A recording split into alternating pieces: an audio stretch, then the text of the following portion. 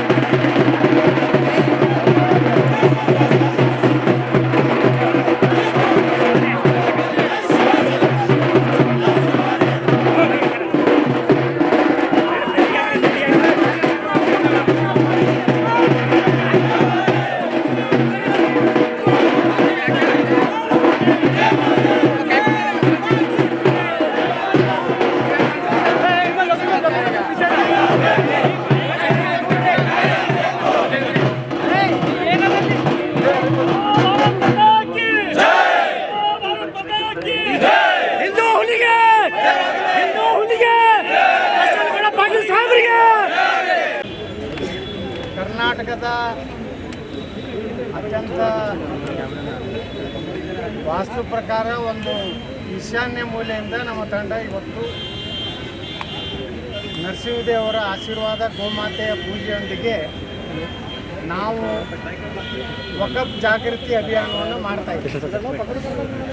ಜನರಲ್ಲಿ ವಕಫ್ ಅನ್ನೋಂಥ ಒಂದು ಕರಾಳ ಕಾನೂನು ಜವಾಹರ್ಲಾಲ್ ನೆಹರು ಘೋಷಿಸಿಕೊಂಡು ಬಂದು ಇದು ದೊಡ್ಡ ರಾಕ್ಷಸ ರೂಪವನ್ನು ಪಡೆದಿದೆ. ಮೊನ್ನೆ ಜಾಯಿಂಟ್ ಪಾರ್ಲಿಮೆಂಟರಿ ಕಮಿಟಿ ಅಧ್ಯಕ್ಷರೇನು ಬಿಜಾಪುರಕ್ಕೆ ಬಂದಿದ್ದರು, ಶ್ರೀ ಜಗದಾಂಬಿಕಾ ಪಾಲ್ ಅವರು ಹೇಳ್ತಾ ಇದ್ರು, ಭಾರತ ಸರ್ಕಾರದ ಲೆಕ್ಕಪತ್ರದಲ್ಲಿ ಭಾರತದಲ್ಲಿ 9,50,000 ಎಕರೆ ಇವತ್ತು ಜಮೀನಿದೆ. ಆದರೆ ಎಂದು ನಮ್ಮ ನರೇಂದ್ರ ಮೋದಿ ಅವರು ನಮ್ಮ ಪಾರ್ಲಿಮೆಂಟ್ನಲ್ಲಿ ಇದಕ್ಕೆ 42 ತಿದ್ದುಪಡಿ ಆಗಬೇಕು, ಟ್ರಿಬ್ಯುನಲ್ಗಿರುವಂಥ ಅಧಿಕಾರ ಕಿತ್ತಾಕಿ ಅದು ಕಂದಾಯ ಜಿಲ್ಲಾಧಿಕಾರಿಗಳಿಗೆ, ಅಸಿಸ್ಟೆಂಟ್ ಕಮಿಷನರ್ಗೆ ಮತ್ತು ನಮ್ಮ ನ್ಯಾಯಾಂಗ ವ್ಯವಸ್ಥೆ ಕೊಡಬೇಕು ಅನ್ನೋಂಥ ಒಂದು ತಿದ್ದುಪಡಿಯನ್ನು ಇದಕ್ಕೆ ತರಬೇಕಂತ ಹೇಳಿ ಮಂಡನೆ ಮಾಡಿದಾಗ ಅವ್ರು ಹೇಳಿದ್ದು 9,50,000 ಎಕರೆ. ಇವತ್ತು ಜಾಯಿಂಟ್ ಪಾರ್ಲಿಮೆಂಟ್ರಿ ಕಮಿಟಿ ಮುಂದೆ ಬಂದು ಮೊನ್ನೆ ನಮ್ಮಲ್ಲಿ ಬಂದಾಗ ಅವತ್ತಿನವರೆಗೆ ಅವ್ರ ಮೆಮೊರಂಡಮ್ ಬಂದಿದ್ದು 38 ಲಕ್ಷ ಎಕರೆ. ಅಂದರೆ 9 ಲಕ್ಷ ಎಕರೆ ಒಂದು ಪಾಕಿಸ್ತಾನ ಇದ್ದರೆ ಅಂಥ 4 ಪಾಕಿಸ್ತಾನ ಗಟ್ಟು ಇವತ್ತು ಭಾರತದಲ್ಲಿ ಅವರು ಬೇಡಿಕೆಯನ್ನು ಇಟ್ಟಿದ್ದಾರೆ. ಇದು ಒಂದು ದಿವಸದ ಹೋರಾಟ ಅಲ್ಲ. ಒಂದು ದಿವಸ ಏನೋ ಜಿಲ್ಲಾಧಿಕಾರಿಗಳಿಗೆ ಮನವಿ ಕೊಟ್ಟರೆ ಮುಗಿದು ಹೋಗೋದಿಲ್ಲ, ಒಂದು ದಿವಸ ದಳ್ಳಿ ಕೂತ್ರೆ ಮುಗಿದು ಹೋಗೋದಲ್ಲ. ಇದು ಹಳ್ಳಿ ಹಳ್ಳಿಗೆ ಎಲ್ಲೆಲ್ಲಿ ಇದರಿಂದ ವಕಫ್ನಿಂದ ಇವತ್ತು ಬಾಧಿತವಾದಂಥ ಹಳ್ಳಿಗಳಿರ್ಬೋದು, ಮಠ ಮಂದಿರಗಳಿರ್ಬೋದು, ಸರ್ಕಾರಿ ಜಮೀನು ಇದೆ, ಅಲ್ಲೆಲ್ಲ ಹೋಗಿ ನಾವು ಜಾಗೃತಿ ಮಾಡಿ ಈ ಕರಾಳ ಶಾಸನದ ಬಗ್ಗೆ ಜನರಲ್ಲಿ ಜಾಗೃತಿ ಮಾಡೋದು, ಎಜುಕೇಟೆಡ್ ಮಾಡೋದು ಭಾಳ ಅವಶ್ಯ ಇದೆ. ಬರೀ ಒಂದು ದಿವಸಕ್ಕೆ ಕಾಟಾಚಾರಕ್ಕೆ ಪ್ರತಿಭಟನೆ ಮಾಡಿದ್ರೆ ಆಗೋದಿಲ್ಲ ಅಂತ ಹೇಳಿ ನಮ್ಮ ಎಲ್ಲ ಟೀಮಿನ ಏನು ನಮ್ಮ ಮುಖಂಡರು ಇದ್ದಾರೆ ಅವರೆಲ್ಲರೂ ಕೂಡಿ ಒಂದು ನಾವು ನಿರ್ಣಯ ಮಾಡಿದ್ದೀವಿ. ನಾವು ಇವತ್ತು ನಿರ್ಣಯ ಏನು ಮಾಡಿದ್ದೀವಿ ಅಂದರೆ, ಪ್ರತಿ ಜಿಲ್ಲೆಗೆ ಹೋಗಬೇಕು, ಅಲ್ಲಿ ಬಾಧಿತವಾದಂಥ ಪ್ರದೇಶಕ್ಕೆ ಹೋಗಬೇಕು, ಅವರ ಕಷ್ಟ ನಷ್ಟಗಳನ್ನು ಕೇಳಬೇಕು. ಅದನ್ನು ಜಾಯಿಂಟ್ ಪಾರ್ಲಿಮೆಂಟ್ರಿ ಕಮಿಟಿಗೆ ನಾವು ಗಮನಕ್ಕೆ ತೊಗೊಂಡು ಬಂದು, ಯಾಕಂದರೆ ಜಿಲ್ಲಾಧಿಕಾರಿಗಳ ಮುಖಾಂತರ ನಾವು ಮನವಿನೂ ಕೊಡ್ತೀವಿ, ಪ್ಲಸ್ ನಮ್ಮ ತಂಡ ಏನಿದೆ ನಮ್ಮದೊಂದು ಕಾನೂನು ಒಂದು ವ್ಯವಸ್ಥೆಯನ್ನು ಮಾಡ್ಕೊಂಡಿದ್ವಿ. ಮುಂದಿನ ದಿವಸದಲ್ಲಿ ಇದು ಸುಪ್ರೀಂ ಕೋರ್ಟಲ್ಲಿ ಯಾವ ರೀತಿ ಹೋರಾಟ ಮಾಡ್ತಾರೆ, ಕಾನೂನು ಒಂದು ಸಲಹಾ ಸಮಿತಿ ಇದೆ, ನಮ್ಮದು ಒಂದು ಟೀಮ್ ಇದೆ. ನಾವೆಲ್ಲರೂ ಕೂಡಿ ಇಡೀ ಕರ್ನಾಟಕದಲ್ಲಿ ಮೊದಲ ಹಂತದಲ್ಲಿ ಇವತ್ತು ಬೀದರು, ನಾಳೆ ಕಲಬುರಗಿ, ನಾಡ್ದ ಯಾದಗಿರಿ, ರಾಯಚೂರು, ಅಲ್ಲಿಂದ ಬಾಗಲಕೋಟೆ ಮತ್ತು ಬೆಳಗಾವಿ ಒಂದು ಹಂತದ ಒಂದು ಜಾಗೃತಿ ಅಭಿಯಾನವನ್ನು ಮಾಡ್ತೀವಿ. ಮುಂದೆ ಬೆಳಗಾವದಲ್ಲಿ ಮತ್ತೆ ಸಭೆ ಸೇರಿ ಮುಂದಿನ ಹಂತ ಹೋಗೋದ್ರೊಳಗಾಗಿ ನಾವು ದಿಲ್ಲಿಗೆ ಹೋಗಿ, ನಮ್ಮ ತಂಡ ದಿಲ್ಲಿಗೆ ಹೋಗಿ ಜಾಯಿಂಟ್ ಪಾರ್ಲಿಮೆಂಟ್ರಿ ಕಮಿಟಿಯ ಚೇರ್ಮನ್ರಿಗೆ ಭೇಟಿಯಾಗಿ ಅವ್ರು ಹೇಳಿದ್ದಾರೆ, ನಾವು ವಿಶ್ವಾಸ ಕೊಟ್ಟಿದ್ದಾರೆ. ಆ ಒಂದು ಸಭೆಗೆ ಕರ್ನಾಟಕದ ಕಂದಾಯ ಈ ಕಾರ್ಯದರ್ಶಿಗಳನ್ನು ಆಯಾ ಜಿಲ್ಲಾಧಿಕಾರಿಗಳು ಎಲ್ಲಿ ಬೇಕಾಬಿಟ್ಟಿಯಾಗಿ ಇವತ್ತು ಎಂಟ್ರಿ ಮಾಡಿದ್ದಾರೆ, ನೋಟಿಸ್ ಇಲ್ಲಾರ್ದು ಎಂಟ್ರಿ ಮಾಡಿದ್ದಾರೆ, ಅವ್ರನ್ನೆಲ್ಲರೂ ಕರೆಸಿ ನಮ್ಮ ಸಮಕ್ಷಮ ಆಯಾ ಜಿಲ್ಲೆಯ ಕೆಲವೊಂದು ಪ್ರತಿನಿಧಿಗಳನ್ನ ತಗೊಂಡು ಒಂದು ಸಭೆ ಮಾಡ್ತೀನಿ ಅಂತ ಹೇಳಿದ್ದಾರೆ. ಈ ಒಂದೇ ಒಂದು ಬಿಲ್ಲನ್ನು ನಾವು ತಿದ್ದುಪಡಿ ಮಾಡಿದ್ರೆ ಆಗೋದಿಲ್ಲ. ನಮ್ಮ ಬೇಡಿಕೆ ಏನಿದೆ, ಆ ಟ್ರಿಬ್ಯುನಲ್ ರದ್ದಾಗಬೇಕು. ಟ್ರಿಬ್ಯುನಲ್ ಏನಾಗಿದೆ ಅಂದರೆ, ಯಾವ ಸುಪ್ರೀಂ ಕೋರ್ಟಿಗೂ ಅಧಿಕಾರ ಇಲ್ಲ. ಅದಕ್ಕೆ ನಾವು ಟ್ರಿಬ್ಯುನಲ್ ತೆಗೆದು ಹಾಕಬೇಕು ಅನ್ನೋಂಥ ಒತ್ತಾಯವನ್ನು ಮಾಡಲಿಕ್ಕೆ ಈ ಹೋರಾಟವನ್ನು ಮಾಡ್ತಾಯಿದ್ದೀವಿ. ಇದು ಯಾರ ವಿರುದ್ಧವೂ ಅಲ್ಲ, ಯಾರೋ ಪ್ರತಿಷ್ಠೆಗೆ ಇಲ್ಲೊಬ್ಬರು ದೊಡ್ಡ ವ್ಯಕ್ತಿ ಆಗಬೇಕಂತಿಲ್ಲ. ಒಟ್ಟಾರೆ ನಮ್ಮ ರೈತರ ಭವಿಷ್ಯ ದೃಷ್ಟಿಯಿಂದ ಈ ಹೋರಾಟ ಮಾಡ್ತಾಯಿದ್ದೀವಿ. ಬಿಜೆಪಿ ಭೂ ಕಬಳಿಕೆ ವಿರೋಧಿ ಜನಜಾಗೃತಿ ಹೋರಾಟ ವೇದಿಕೆ ಕಾರ್ಯಕ್ರಮ ಬೀದರ್ನಲ್ಲಿ ಜರುಗಿತು. ಕಾರ್ಯಕ್ರಮದಲ್ಲಿ ಶಾಸಕ ಬಸವನಗೌಡ ಪಾಟೀಲ್ ಯತ್ನಾಳ್, ಶಾಸಕ ರಮೇಶ್ ಜಾರಕಿಹೊಳಿ, ಮಾಜಿ ಸಚಿವ ಅರವಿಂದ್ ಲಿಂಬಾವಳಿ, ಕೇಂದ್ರ ಮಾಜಿ ಸಚಿವ ಜಿಎಂ ಸಿದ್ದೇಶ್ವರ್, ಮಾಜಿ ಸಚಿವ ಬಂಡೆಪ್ಪ ಖಾಶಂಪುರ್, ಮಾಜಿ ಸಚಿವ ಕುಮಾರ್ ಬಂಗಾರಪ್ಪ, ಶಾಸಕ ಬಿಪಿ ಹರೀಶ್, ಜೆಡಿಎಸ್ ನಾಯಕ ಎನ್ಆರ್ ಸಂತೋಷ್, ಸ್ಥಳೀಯ ನಾಯಕ ಪ್ರಕಾಶ್ ಖಂಡ್ರೆ, ರೈತ ಸಂಘದ ಮುಖಂಡ ದಯಾನಂದ್ ಸೇರಿ ಪ್ರಮುಖ ನಾಯಕರು ಭಾಗಿಯಾಗಿದ್ದರು. 7 ಅಪ್ಲಿಕೇಶನ್ ನಲ್ಲಿ ತನ್ನ ಪಹಣಿಯಲ್ಲಿ ವಫ್ ಎಂಬ 11ನೇ ಕಾನೂನು ವಫ್ ಎಂಬ ಸೇರ್ಪಡೆ ಮಾಡಿದ ಒಂದು ಆ 27 ರೈತರ ಪರವಾಗಿ ಈ ಸನ್ಮಾನವನ್ನು ಹಮ್ಮಿಕೊಂಡಿದ್ದೇವೆ. ಯಾಕಂದ್ರೆ ಯತ್ನಾಳ್ ಅವರು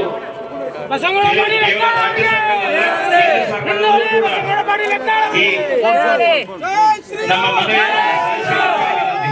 ಫೋಟೋ ಹಾಕಿ ಸೆಂಟ್ರಲ್ ನಮ್ದು ಫೋಟೋ ಕಳಿಸಿ ನಾವೇನೋ ಆಗ್ಲಿಕ್ಕೆ ಬಿದ್ದಕ್ಕೆ ನಾವು ಬಂದಿಲ್ಲ. ನಾವು ಬಂದಿದ್ದು ನಮ್ಮ ಟೀಕೆ ಮಾಡ್ತಾ ಇದ್ವಿ. ಇದು ಉಪಚುನಾವಣೆ ಸಲುವಾಗಿ ಬಿಜೆಪಿ ಹೋರಾಟ ಮಾಡಕತ್ತಾರಂತೇಳಿ. ಆದ್ರೆ ನಾವು ಆ ಉಪಚುನಾವಣೆ ಸಲುವಾಗಿ ಹೋರಾಟ ಮಾಡೋರಲ್ಲ. ಇವತ್ತೇನು ವಾಸ್ತವಿಕವಾಗಿ ಇವತ್ತು ಹೋರಾಟ ಮಾಡಿಲ್ಲ. ಕುಮಾರ್ ಬಂಗಾರಪ್ಪ ಅವರ ಕಮಿಟಿ ಚೇರ್ಮನ್ ಹೇಳಿದ್ರು ಏನೇನು ಎಷ್ಟು ಮಂದಿ ಈ ಭೂಮಿ ಹೊಡೆದು ಬಹಳ ದೊಡ್ಡ ದೊಡ್ಡ ಭಾಷಣ ಮಾಡಿದ್ದಾರೆ. ಈ Muslim leader ಅನ್ನೋದಲ್ಲ, Rahman Khan, ಸುಯಮ್ Ibrahim, ಕಮರುಲ್ Islam, ಮತ್ತೆ ಜಮೀರ್ ಈ ಕಡೆ ಬಂದಿದ್ದೀವಿ.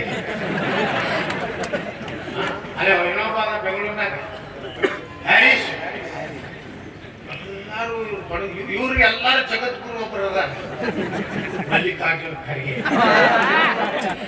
ಯಾಕಂದ್ರ ಅವ್ರನ್ನ ತಾಯಿನ ತಂಗಿನ ಹೊಡೆದವರು ಯಾರು ರಜಾಕರಲ್ಲ. ರಜಾಕರು ಮುಸ್ಲಿಮರಲ್ಲ. ಎಷ್ಟು ಚಂದ ಹೇಳ್ತಾನ ಲಿಂಗಾಯ್ತ ಏನ್ ಬ್ರಾಹ್ಮಣರು ಇದ್ರು, ಏನು ನೀವು ಅಂದಿದ್ರಿ ಬಂಡಪ್ಪ ನಾವು ತಲೆಯಲ್ಲಿ ಎದ್ದಿದ್ದು ಚೀಸ್ ರಾಹುಲ್ ಗಾಂಧಿ ಒಂದೇ ನ್ಯಾಯ ಇತ್ತು, ಇದು ಒಂದು ಗಿರಿಕೆ ಅದಕ್ಕೆ ಹೆಸರು ಪ್ರಿಯಾಂಕಾ ಖರ್ಗೆ ಇವರೆಲ್ಲ ಕೂಡಿ ಕರ್ನಾಟಕದಲ್ಲಿ ನೋಡ್ರಿ ಇವತ್ತು ನಾವು ಯಾರು ಸಮರ್ಥನೆ ಮಾಡಕ್ ಬಂದಿಲ್ಲ. ಯಡಿಯೂರಪ್ಪ ಆದಾಗ ಆಗೈತಿ, ಬೊಮ್ಮಾಯಿ ಅವರಿದ್ದಾಗ ಆಗೈತಿ. ಅದೇನು ಯಡಿಯೂರಪ್ಪ ಬೊಮ್ಮಾಯಿ ನಮಗೆ ಬೇಕಾಗಿಲ್ಲ. ನಾವು ಬಂದಿದ್ದು ಈ ರಾಜ್ಯದ ರೈತರ ಮಠ ಮಂದಿರಗಳ ಸರ್ಕಾರ ಜಮೀನು ಅವ್ರವ್ರಿಗೆ ಇರಬೇಕು ಅನ್ನುವಂತ ಹೋರಾಟಕ್ಕೆ ಬಂದಿದ್ದೀವಿ. ನಾವ್ ಯಾರನ್ನೋ ಮುಲಾಜ್ನಾಗ ಅದು ಸಮರ್ಥನೆ ಮಾಡಿಲ್ಲ, ಅವ್ರು ಹಂಗಾಯ್ತು ಹಿಂಗಾಯ್ತು ಕಟ್ಟಿ ಹೊಡಿಲಕ್ ಬಂದಿಲ್ಲ.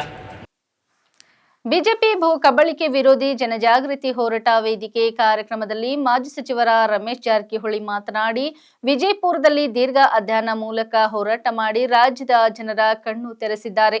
ಬಿಜೆಪಿ ಹೋರಾಟಕ್ಕೆ ಮಿತ್ರ ಪಕ್ಷ ಜೆಡಿಎಸ್ ಜೊತೆ ಸೇರಿದೆ, ಆದರೆ ಇದು ಪಕ್ಷಾತೀತ ಹೋರಾಟವಾಗಿದೆ. ಈ ವಕ್ಫ್ ಭಾರತದಿಂದ ತೊಲಗಬೇಕು. ಪ್ರಧಾನಿ ಮೋದಿ ಅವರು 42ನೇ ತಿದ್ದುಪಡಿ ತಂದು ಸರಿಪಡಿಸಲು ಮುಂದಾಗಿದ್ದಾರೆ. ಇದೇ ಸಂಸತ್ನಲ್ಲಿ ವಕ್ಫ್ ತಿದ್ದುಪಡಿ ತರಲು ಮುಂದಾಗಿದ್ದಾರೆ. ವಿಪಕ್ಷ ನಾಯಕ ಮಲ್ಲಿಕಾರ್ಜುನ್ ಖರ್ಗೆ ಅವರಿಗೆ ನೀವೆಲ್ಲ ಮನವಿ ಮಾಡಿ ಬಿಲ್ಗೆ ವಿರೋಧಿ ಮಾಡದಂತೆ ನೀವೆಲ್ಲ ಒತ್ತಾಯ ಮಾಡಬೇಕು ಅಂತ ಸಂದೇಶ ನೀಡಿದರು.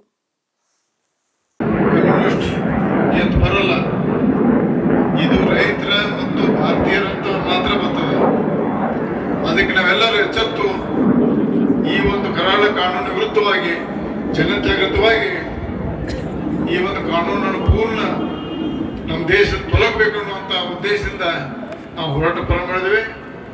ಯಾವುದೇ ಎಷ್ಟೇ ಕಷ್ಟ ಬಂದರು, ಎಷ್ಟೇ ನಮ್ಗೆ ತೊಂದರೆ ಆದರೂ ಸಹಿತ ಈ ಹೋರಾಟ ಕೊನೆಗಾಣಿಸಲಿಕ್ಕೆ ಎಲ್ಲ ಪ್ರಯತ್ನ ಮಾಡ್ತೇವೆ. ಅದರ ಮಿತ್ರವಾಗಿ ನಮ್ಮ ಪ್ರಧಾನಮಂತ್ರಿ ಮೋದಿಯವರು ಈಗಾಗಲೇ ಈ ವಕ್ಫ್ ಕಾಯ್ದೆಯನ್ನು 42 ಒಂದು ತಿದ್ದುಪಡಿ ತಂದು ದೇಶದ ಮೂಲಭೂತ ರೈತರಿಗೆ ಒಂದು ಪೂರ್ಣ ಪ್ರಮಾಣದ ರೈತರ ನೆಮ್ಮದಿ ಮಾಡಲಿಕ್ಕೆ ನಮ್ಮ ಪ್ರಧಾನಮಂತ್ರಿ ಮೋದಿಯವರು ಒಂದು ಈಗಾಗಲೇ ಇವತ್ತೇ ನಮ್ಮ ಲೋಕಸಭೆ ಪ್ರಾರಂಭವಾಗಿದೆ. ಇದೇ ಲೋಕಸಭೆಯಲ್ಲಿ ಪಾಸ್ ಆಗ್ತದೆ ಅಂತ ನಾವೆಲ್ಲರೂ ಒಂದು ವಿಶ್ವಾಸ ಇಟ್ಟಿದ್ದೇವೆ. ನೀವೆಲ್ಲರೂ ಈ ಬಿದರದ ಕಾಂಗ್ರೆಸ್ ಸಂಸದರಿಗೆ ಹೇಳಬೇಕು, ಇದು ಪಕ್ಷಾತೀತದಪ್ಪ. ನಾಳೆ ಮೋದಿಯವರಪ್ಪ ಲೋಕಸಭೆ ಮಂಡನೆ ಮಾಡಿದಾಗ ವಿರೋಧ ಮಾಡಬಾರ್ದು. ನೀವು ರಾಹುಲ್ ಗಾಂಧಿ ಅವರು ಇರ್ಬೋದು, ಖರ್ಗೆ ಅವರ ಖುಷಿ ಮಾಡಕ್ಕೆ ಮಾಡಬೇಡಿ. ದಯವಿಟ್ಟು ನಮ್ಮ ಪರವಾಗಿ ಓಟ್ ಹಾಕೋದೇ ರೈತರೆಲ್ಲ ಅವ್ರು ಮನೆ ಮಾಡ್ಕೋಬೇಕು. ನಮ್ಮೆಲ್ಲ ಜನರು ಯಾಕಂದ್ರೆ ಪಕ್ಷಾತೀತ ಇರೋದ್ರಿಂದ ದೇಶದ ಪ್ರತಿಯೊಬ್ಬರು ರೈತರ ಏನ್ ಬೇಕಾದ ದಿನ ರಾತ್ರಿ ಆಗೋದು ಬೆಳಗಾಗಳು ಅವ್ರ ಹೆಸರು ತಗೋಬಹುದು. ಆ ಕಾನೂನಿಗೆ ತಳ ಅಲ್ಲ ಬುಡ ಅಲ್ಲ. ತಾವು ಮಾಡಿದ್ದೇ ಕಾನೂನು, ತಾವು ಮಾಡಿದ ರಾಜ್ಯ. ಆದರೆ ಬಹಳಷ್ಟು ಗಂಭೀರ ಸಮಸ್ಯೆ ಇರುವುದರಿಂದ ನಾವು ಬಹಳ ಎಚ್ಚೆತ್ತುಕೊಂಡು ವಿದ್ಯಾವಂತರು, ವಿಶೇಷವಾಗಿ ಗ್ರಾಮೀಣ ಮಟ್ಟದಲ್ಲಿರ್ಬೋದು, ಶಹರ ಮಟ್ಟದಲ್ಲಿರ್ಬೋದು, ಎಲ್ಲರೂ ತಿಳಿಸಿ ಹೇಳಿ ಭಾಳ ಕಾನೂನು ಒಪ್ಪ ಬಂದರೂ ಸಹಿತ ಅತಿ ಶೀಘ್ರದಲ್ಲಿ ಈ ಕಾನೂನು ಭಾರತ ತೊಲಗ್ತದೆ. ಇದೊಂದು ವ್ಯವಸ್ಥಿತ ಸಂಸದಲ್ಲ. ಯಾಕಂದ್ರೆ ನಾವು ಈ 34 ವರ್ಷದ ಬಂದಂಥ ಒಂದು ಕರಾಳ ಕಾನೂನು. ಈ ಉದಾಹರಣೆ ನೇರಪೂರ್ವ ಸಮಿತಿ ಅಧ್ಯಕ್ಷರು ಹೇಳ್ತಾರೆ ಅವ್ರ ಭಾಷಣದಲ್ಲಿ. ಇದೆಲ್ಲ ಒಂದು ಪಾಪ ಮುಸಲ್ಮಾನ್ ಬಡ್ರಿಗೂ ಹೆಲ್ಪ್ ಇಲ್ಲದ ಒಂದು ವ್ಯವಸ್ಥಿತ ಒಂದು ಇಡೀ ರಾಜ್ಯದ ಮೂಲೆಯಲ್ಲಿ, ವಿಶೇಷ ಬೆಂಗಳೂರು, ಹುಬ್ಬಳ್ಳಿ, ಬೆಳಗಾವಿ ಅಂತ ದೊಡ್ಡ ದೊಡ್ಡ ಪಟ್ಟಣದಲ್ಲಿ, ಗುಲ್ಬರ್ಗ ಪಟ್ಟಣದಲ್ಲಿ ಒಪ್ಪ ತಗೋದು, ವರ್ಷಕ್ಕೆ 20 ರೂಪಾಯಿ ಲೀಸ್ ತಗೋದು. ಇವು ಸಾವಿರಾರು ಕೋಟಿಗಳು ಗಳಿಸೋದು. ಇವು ಒಪ್ಪರೆ ಲೂಟ್ ಮಾಡೋದು ಒಪ್ಸೋದು. ಮುಸಲ್ಮಾನರಿಗೂ ಸಮಾಜಕ್ಕೂ ಅವೇ ಒಳ್ಳೇದಿಲ್ಲ. ಎಲ್ಲರೂ ಎಚ್ಚೆತ್ತು ಈ ಜಾತ್ಯತೀತವಾಗಿ ಪಕ್ಷಾತೀತವಾಗಿ ಈ ಹೋರಾಟಕ್ಕೆ ಬೆಂಬಲ ಕೊಡಬೇಕು.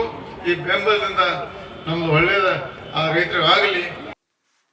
ಅದೇ ರೀತಿ ಅರವಿಂದ್ ಲಿಂಬಾವಳಿ ಅವರು ಮಾತನಾಡಿ, ಕೆಲವು ದಿನಗಳ ಹಿಂದೆ ವಿಜಯಪುರದಲ್ಲಿ ಪಹಣಿಯಲ್ಲಿ ವಕ್ಫ್ ಅಂತ ಬಂದಿತ್ತು. ಅದನ್ನ ಶಾಸಕರಾದ ಯತ್ನಾಳ್ ಅವರು ಗಮನಿಸಿ ಆಸ್ತಿ ಎಲ್ಲ ವಕ್ಫ್ಗೆ ಹೋಗಲಿದೆ ಅಂತ ಜನಜಾಗೃತಿ ಕಾರ್ಯಕ್ರಮ ಮಾಡಿದ್ರು. ಇದೇ ರಾಜ್ಯ ಸರ್ಕಾರದ ಸಚಿವ ಜಮೀರ್ ಅಹಮದ್ ಖಾನ್ ಅವರು ವಕ್ಫ್ ಆಸ್ತಿಗೆ ಬೆಲೆ ಹಾಕಿ ಹಸಿರು ಬಣ್ಣ ಹೊಡೆಯಬೇಕು ಅಂತ ಸೂಚಿಸಿದ್ದಾರೆ. ಅದು ರೈತರ ಹಸಿರು ಬಣ್ಣವಲ್ಲ, ಬದಲಾಗಿ ನಾವು ಕೇಸರಿ ಬಳಸುವಂತೆ ಮತ್ತೊಂದು ಕೋಮಿನ ಹೆಸರು ಬಣ್ಣವಾಗಿದೆ. ಇದರ ವಿರುದ್ಧ ಶಾಸಕ ಬಸವನಗೌಡ ಪಾಟೀಲ್ ಯತ್ನಾಳ್ ಅವರು ಅಹೋರಾತ್ರಿ ಹೋರಾಟ ಮಾಡಿದ್ರು. ಇದನ್ನ ಗಮನಿಸಿ ವಕ್ಫ್ ಜಾಯಿಂಟ್ ಕಮಿಟಿ ಅಧ್ಯಕ್ಷ ಜಯಪ್ರಕಾಶ್ ಅವರ ಜೆಪಿಸಿ ಕಮಿಟಿಯ ಬಂದು ಭೇಟಿ ನೀಡಿ ಮಾಹಿತಿ ಪಡೆದ್ರು. ರಾಜ್ಯದಲ್ಲಿ ಎಲ್ಲೆಲ್ಲಿ ಈ ಸಮಸ್ಯೆ ಇದೆ ಆ ಎಲ್ಲ ಮಾಹಿತಿ ನೀಡುವಂತೆ ಸೂಚಿಸಿದ್ರು. ವಿಧಾನಸೌಧ ಸೇರಿದಂತೆ ಸರ್ಕಾರದ ಅನೇಕ ಆಸ್ತಿಗಳು, ದೇವಸ್ಥಾನ ಎಲ್ಲವೂ ವಕ್ಫ್ ಆಸ್ತಿಗಳಾಗಿವೆ ಎಂದರು. ಶಾಲೆ ಆಸ್ತಿ, ಸರ್ಕಾರಿ ಆಸ್ತಿ, ತಹಶೀಲ್ದಾರ್ ಕಚೇರಿ ಬೇಕು, ಪೊಲೀಸ್ ಸ್ಟೇಷನ್ ಬೇಕು, ಅದಕ್ಕೋಸ್ಕರ ರಿಸರ್ವ್ ಆಗ್ಬೇಕು. ಅದನ್ನೂ ರಕ್ಷಣೆ ಮಾಡೋ ಜವಾಬ್ದಾರಿ ನಮ್ದು. ಇದರಲ್ಲಿ ಮೊನ್ನೆ ದಿವಸ ಎಲ್ಲ ಮಠಾಧೀಶರು ಸೇರಿ ರಾಜ್ಯಪಾಲರಿಗೆ ಮನವಿ ಕೊಟ್ಟಾರೆ. ಕರ್ನಾಟಕದಲ್ಲಿ ವಕ್ಫ್ ಅಂತ ಹೇಳಿ ನಮ್ಮ ಆಸ್ತಿಗಳನ್ನು ಹೊಡಿತಾ ಇದ್ದಾರೆ, ಇದನ್ನ ದಯವಿಟ್ಟು ರಕ್ಷಣೆ ಮಾಡಿ ಅಂತ ಮುಖ್ಯಮಂತ್ರಿಗಳಿಗೆ ರಾಜ್ಯಪಾಲರಿಗೆ ಸೂಚನೆ ಹೋದ್ರೆ ಅವ್ರೇನ್ ಮಾಡ್ತಾರಂತ ನನಗೆ ನಂಬಿಕೆ ಇಲ್ಲ. ಮಠಾಧೀಶರ ಜೊತೆಗೆ ನಮ್ಮೆಲ್ಲರ ಜೊತೆಗೆ ಜನಾಂದೋಲನ ಹೇಳ್ಬೇಕು, ಜನ ಎದ್ದೇಳ್ಬೇಕು, ಅವಾಗ ಈ ಸಮಸ್ಯೆಗೆ ಪರಿಹಾರ ಸಿಗತ್ತೆ. ಆ ರೀತಿಯ ಬೆಂಬಲ ನಿಮ್ಮಿಂದ ನಿರೀಕ್ಷೆ ಮಾಡ್ತಾ ನನ್ನ ಮಾತನ್ನ ಮುಗಿಸ್ತೀನಿ. ಜೈ ಹಿಂದ್, ಜೈ ಕರ್ನಾಟಕ. ಬಿಜೆಪಿ ಭೂ ಕಬಳಿಕೆ ವಿರೋಧಿ ಜನಜಾಗೃತಿ ಹೋರಾಟ ವೇದಿಕೆ ಕಾರ್ಯಕ್ರಮದಲ್ಲಿ ಮಾಜಿ ಸಚಿವ ಬಂಡೆಪ್ಪ ಕಾಶೆಂಪುರ ಅವರು ಮಾತನಾಡುತ್ತಾ, ಯಾರದೋ ಆಸ್ತಿ ಕಬಳಿಸುವುದಲ್ಲ, ನಮ್ಮದೇ ಆಸ್ತಿಯನ್ನ ಮಧ್ಯದಲ್ಲಿ ವಕ್ಫ್ ಅಂತ ಮಾಡಿದ್ದಾರೆ, ಅದನ್ನ ಕೈಬಿಡಿ ಅನ್ನೋದು ನಮ್ಮ ಒತ್ತಾಯ. 5 ಗ್ಯಾರಂಟಿ ತಂದಿದ್ದಾರೆ, ಇದು ಆ ರೀತಿ ಅಲ್ಲ, ನಮಗೆ ನ್ಯಾಯ ಕೊಡಿಸ್ತಾರೆ ಅಂತ ನಮ್ಮ ಹೆಣ್ಣು ಮಕ್ಕಳು ಕಾದು ಕುಳಿತಿದ್ದಾರೆ. ರೈತರ ಪರವಾಗಿ ಬಡವರ ಪರವಾಗಿ ಸಮಿತಿ ಒಳ್ಳೆಯ ನಿರ್ಧಾರ ತೆಗೆದುಕೊಂಡಿದೆ. ಕೇಂದ್ರದಲ್ಲಿ ನಿಮ್ಮದೇ ನಾಯಕತ್ವದ ಸರ್ಕಾರ ಇದೆ. ಮೋದಿ ಅವರು ಕೂಡ ನ್ಯಾಯ ಒದಗಿಸುವುದಾಗಿ ಭರವಸೆ ಕೊಟ್ಟಿದ್ದಾರೆ. ಅಂಬೇಡ್ಕರ್ ಅವರ ಸಂವಿಧಾನದ ಪ್ರಕಾರ ಪ್ರತಿಯೊಬ್ಬರಿಗೂ ನ್ಯಾಯ ಕೊಡಿಸುವ ಭರವಸೆ ನೀಡಿದ್ದಾರೆ ಎಂದರು. ಸಬ್ಜೆಕ್ಟ್ ಏನಿದೆ ಅಂತಂದ್ರೆ ಇವತ್ತು ಏನೋ ಯಾರ್ದಾರ ಒಂದ್ ಜಮೀನು ಕಬಳಿಸ್ಕೊಳ್ಳೋದಲ್ಲ, ನಮ್ದೇ ಆಸ್ತಿ ಹಿಂದಿನ ಹಿಡ್ಕೊಂಡು ನಾವು ಅದರಲ್ಲಿ ಉಳಿಮೆ ಮಾಡ್ಕೋತಾ ಎಲ್ಲಾ ರೀತಿಯಿಂದ ಬಂದು ಈಗ ಮಧ್ಯದಲ್ಲಿ ಇದು ವಾಕ್ಫ್ ಅಂತೇಳಿ ಹೊಂಟದ ಅಂತದಕ್ಕೆ ತೆಗೆದಾಕ್ರಿಯಪ್ಪ ಶಿವ ಎಂಬ ನಿಟ್ಟಿನಲ್ಲಿ ಇದೆಲ್ಲ ಹೊಂಟಿದೆ. ಮಧ್ಯದಲ್ಲಿ ಈಗ ಹೇಳಿದ್ರಲ್ಲ ಈಶ್ವರ್ ಸಿಂಗ್ ಮಾತಾಡಾಗ ಯಾರ್ಯಾರು ಬಂದು ಏನೇನ್ ಮಾಡಿದಾರ ಅಂತ ಹೇಳಿ, ಇವತ್ತು ಬರೀ ಯಾವ್ದೋ ಒಂದು ಜಾತಿದು ಜಮೀನಲ್ಲ, ಇವತ್ತು ಯಾವ್ದೋ ಮುಸ್ಲಿಂ ವಿರುದ್ಧವಾಗಲ್ಲ, ಅವ್ರದೇ ಜಮೀನುಗಳು ಹೋಗ್ಯಾವ. ಬೀದರ್ನಾಗ ಎಷ್ಟೋ ಮುಸಲ್ಮಾನ್ ನನ್ನ ಹತ್ರ ಎಷ್ಟೋ ಜನ ಬರ್ತಾರ, ನಮ್ ಕಾನ್ಸ್ಟಿಟ್ಯೂನ್ಸಿದು ಈ ವಕ್ಫ್ಲಿಂಗ್ ಬಿಡಿಸ್ಕೊಡ್ರಿ ಅಂತ ಹೇಳಿ. ಇವತ್ತು ನೋಡ್ರಿ ನಮ್ಮ ಹಳ್ಳಿಗಳು ಚಟ್ನಳ್ಳಿ, ಧರ್ಮಪುರ 100 ಎಕರೆ ಜಮೀನು. ಅಂದ್ರೆ ಇವ್ರು ಹೇಳ್ದಂಗ ಈ ಕೂಟದಿಂದ ಈ ಕೂಟ ಬರ್ಕೊಂಡ್ರೆ ಮುಗಿದೋಯ್ತು, ಅದಕ್ಕೇನ್ ಕಾನೂನು ಬೇಡವಾ? ಇಂಥ ಒಂದು ಸಂದರ್ಭದಲ್ಲಿ ಇವತ್ತ ದೇಶ ಇವತ್ತು ನಡೀತಾ ಇದ್ದೇನೆ ನಮ್ಮ ಅನ್ನದಾತರ ಮೇಲೆ 70% ಆದ ಇದ್ರೆ ಅದು ರೈತರು. ಈ ಕಾಂಗ್ರೆಸ್ ಸರ್ಕಾರ ಬಿಡಿ, ಇವ್ರಿಗೆ ಯಾರು ರೈತರು ಕಾಣಿಸಲ್ಲ. ಅವೇನ್ ಗ್ಯಾರಂಟಿಗಳು ಐದವ, ಅದ್ರಾಗ ರೈತರ ಗ್ಯಾರಂಟಿ ಯಾವ್ದಿದೆ? ಯಾವುದೂ ಇಲ್ಲ. ಹಂಗಾಗಿ ಇವತ್ತು ರೈತರ ಜಮೀನು ಪಾಪ ಬಡವರು ಅಲ್ಲಿ ನೋಡ್ರಿ, ಹೆಣ್ಮಕ್ಳೆಲ್ಲ ಅವ್ರಿಗೆ ದುಡ್ಡು ಕರೆಸಿ ಕೂಡ್ಸಿಕೊಂಡವ್ರಲ್ಲ, ತಮ್ಮ ತಕ್ಲೀಫ್ ಹೇಳ್ಕೊಂಡು ಸರ್ಕಾರ ವತಿಯಿಂದ ಸಮಿತಿ ಹೇಳಿ ಇವ್ರು ಏನಾರ ಒಂದ್ ನಮಗೆ ನ್ಯಾಯ ಕೊಡಿಸ್ತಾರ ಎಂಬ ನಿಟ್ಟಿನಲ್ಲಿ ಇಲ್ಲಿ ಬಂದು ಕುಂತಾರ ತಾಯಂದ್ರು. ಇಂಥ ಒಂದು ಸಂದರ್ಭದಲ್ಲಿ ಇವತ್ತು ಕೇಂದ್ರ ಸರ್ಕಾರ ಮೇಲೆ ಇದಕ್ಕೆ ಬಹಳಷ್ಟು ಮುತುವರ್ಜಿ ವಹಿಸ್ಲಾರ. ಅದು ಯತ್ನಾಳವರು ನಾ ಬಿಜಾಪುರ್ನಲ್ಲಿ ಅವರು ಅನುಷ್ಠಾನ ಮಾಡಿ ಉಪವಾಸ ಸತ್ಯಾಗ್ರಹ ಸ್ಟಾರ್ಟ್ ಮಾಡಿದಾಗ ಅಲ್ಲೇ ಹೋಗ್ಬೇಕಾಗಿತ್ತು ನನಗೆ. ಬಟ್ ನಾವು ಎಲೆಕ್ಷನ್ ಅದ್ರಾಗ ಇದ್ರೆ ಬಿಸಿ ಇದ್ದೆವು. ಆದ್ರೂ ಇವತ್ತೊಂದು ಒಳ್ಳೆ ಸಬ್ಜೆಕ್ಟ್ ತಗೊಂಡಿದ್ರು ಸಮಿತಿದು, ರೈತರ ಪರವಾಗಿ ಬಡವರ ಪರವಾಗಿ. ಇದರಲ್ಲಿ ಯಾರೋ ಒಂದು ಸಮುದಾಯ ಅಲ್ಲ, ಇವತ್ತು ಎಲ್ಲ ಸಮುದಾಯದವರು ಇದ್ದಾರೆ. ಉಳುವವನೇ ಭೂ ಒಡೆಯ ರೀತಿಯಲ್ಲಿ ಆಸ್ತಿ ಮಾಲೀಕನಿಗೆ ವಫ್ ಜಾಗ ನೀಡಬೇಕು ಎಂದು ಮಾಜಿ ಸಚಿವ ಕುಮಾರ್ ಬಂಗಾರಪ್ಪ ಹೇಳಿದರು. ಅವರು ಬಿಜೆಪಿ ಭೂ ಕಬಳಿಕೆ ವಿರೋಧಿ ಜನಜಾಗೃತಿ ಹೋರಾಟ ವೇದಿಕೆ ಕಾರ್ಯಕ್ರಮದಲ್ಲಿ ಮಾತನಾಡುತ್ತಾ, ವಕ್ಫ್ ಇಲ್ಲದ ಸಮಯದಲ್ಲಿ ದೇವಸ್ಥಾನಕ್ಕೆ ಆಸ್ತಿ ನೀಡಿ ದೇವಸ್ಥಾನ ನಡೆಸಲು ಜಾಗ ನೀಡಿದ್ರು. ಅನೇಕ ಧರ್ಮಗಳಿಗೆ ಜಾಗ ನೀಡಿ ದೇವಸ್ಥಾನಗಳನ್ನ ನಡೆಸಲು ಸೂಚಿಸಲಾಗಿತ್ತು. 1974ರ ಭೂ ಸುಧಾರಣಾ ಕಾಯ್ದೆ ಅಂತೆ ಉಳುಮೆ ಮಾಡುವವರಿಗೆ ಆ ಜಾಗವನ್ನು ನೀಡಲಾಯಿತು. ಆದರೆ ತಲಾತಲಾಂತರದಿಂದ ಉಳುಮೆ ಮಾಡುತ್ತಾ ಬರ್ತಿರೋ ಜಾಗವನ್ನ ವಕ್ಫ್ ಮಾಡಿದ್ದಾರೆ. ಕಾಲ ಕ್ರಮೇಣ ಭೂಮಿಯ ಬೆಲೆ ಹೆಚ್ಚಳವಾಗದಂತೆ ಅಧಿಕಾರಿಗಳು ಹಣ ಮಾಡೋದಕ್ಕೆ ಮುಂದಾಗಿದ್ದಾರೆ ಎಂದರು.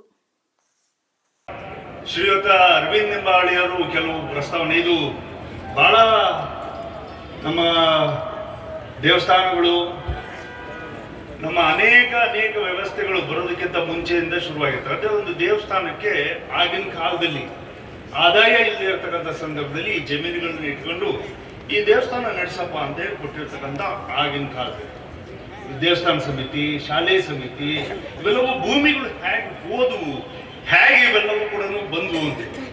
ಹಾಗೆ ಇದು ಕೂಡ ಆಗಿನ ಕಾಲದಲ್ಲಿ ಸಣ್ಣ ಪುಟ್ಟ ಇವೆಲ್ಲವೂ ಕೂಡ ಮೈನಾರಿಟೀಸ್, ಅಲ್ಪಸಂಖ್ಯಾತರು. ಅದೇ ಅನೇಕ ಬೌದ್ಧರಿದ್ರು, ಸಿಖ್ರಿದ್ರು, ಜೈನರಿದ್ರು, ಮುಸಲ್ಮಾನರಿದ್ರು, ಅನೇಕ ಧರ್ಮಗಳಿಗೆ ಜಮೀನನ್ನ ಕೊಟ್ಟುಬಿಟ್ಟು ಈ ದೇವಸ್ಥಾನಗಳನ್ನ ನಡೆಸಕ್ಕೆ ಒಂದು ಮನೆ 2 ಮನೆ ಇದ್ದಂಥ ಸಂದರ್ಭ ಅಂತಿದೆ. ಕಾಲಕ್ರಮೇಣ ಇವೆಲ್ಲವೂ ಕೂಡ ಕಾಂಗ್ರೆಸ್ ಪಕ್ಷದ ಅವಧಿಯಲ್ಲಿ ಇದು ಕಾನೂನುಗಳಾದ 1952ನಲ್ಲಿ ಕೆಲವು ಬದಲಾವಣೆಗಳನ್ನ ತಂದು, ಯಾವ್ಯಾವ ಬದಲಾವಣೆಗಳನ್ನ ತಂದ್ರು ಅಂದ್ರೆ ಇವೆಲ್ಲವೂ ಕೂಡ ಒಂದು ವ್ಯವಸ್ಥಿತವಾಗಿ ಬರಬೇಕು ಅಂತ ಹೇಳಿ ಎಂಡೋಮೆಂಟ್ ಕಮಿಷನ್, ಮುಜರಾಯಿ ಕಮಿಷನ್,